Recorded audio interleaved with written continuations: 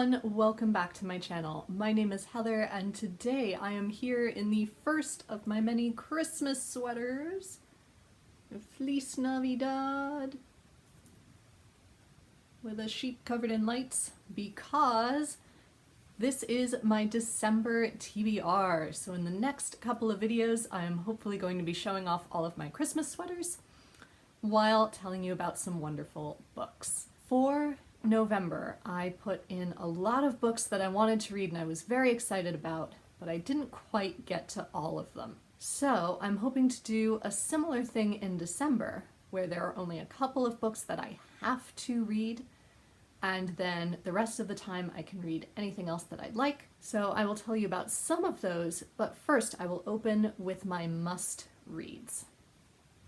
So first of all, I have been participating in Marissa of Blatantly Bookish's Bronte project, but September and October got very busy for me, so I didn't get to those two books, which means that in December my job is to reread Wuthering Heights by Emily Bronte and Jane Eyre by Charlotte Bronte. I'm sure you're familiar with what both of these books are about, besides which I don't feel like I can explain what they're about without giving away spoilers. I have read each of these books before at least once and loved them, so I'm really looking forward to rereading them in this very cozy month. Also, I am hoping to read the last official Shakespeare play that I have not yet read, which is Timon of Athens.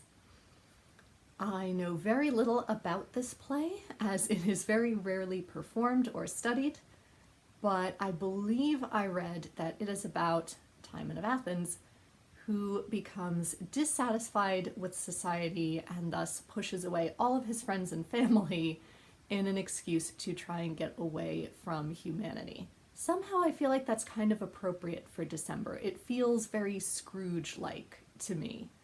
But we'll see how it actually turns out. Because all of those must-reads will be rather heavy, for my nonfiction book of the month, I am hoping to simply read The Joy of Jane, which is a collection of essays celebrating 200 years of Jane Austen, since it was published in 2017. And it includes essays from a variety of Austen scholars, such as Maggie Lane, Deirdre LaFay, Margaret Sullivan, Carrie Bebris, Susanna Fullerton, and many others that I am not familiar with. So I am very excited to read these, perhaps on or around December 16th, since that is Jane Austen's birthday. So those are all the books that I have to read this month.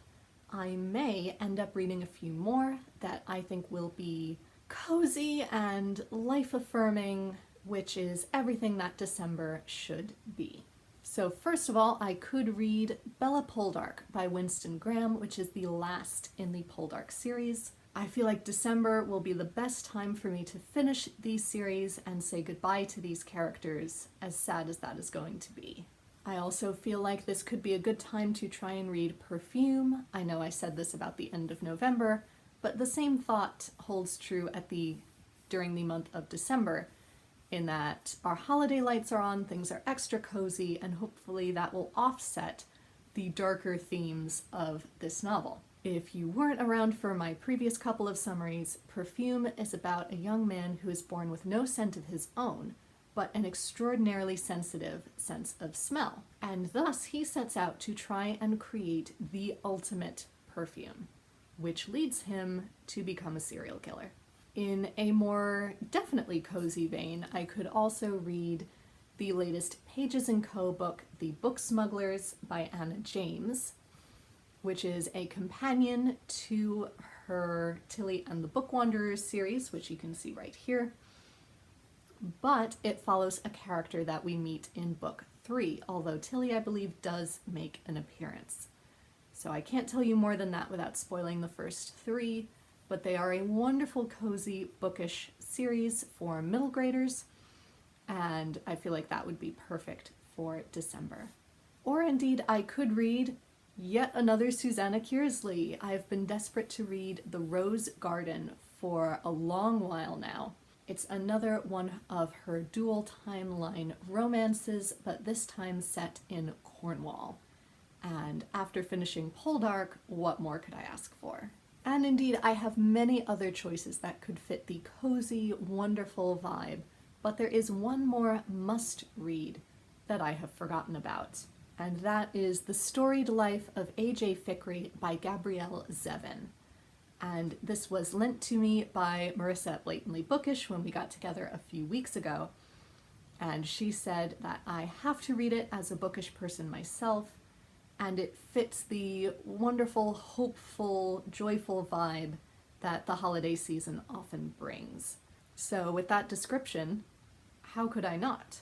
And besides which, I'm hoping to return it to her at the end of December, so I should definitely have read it before then.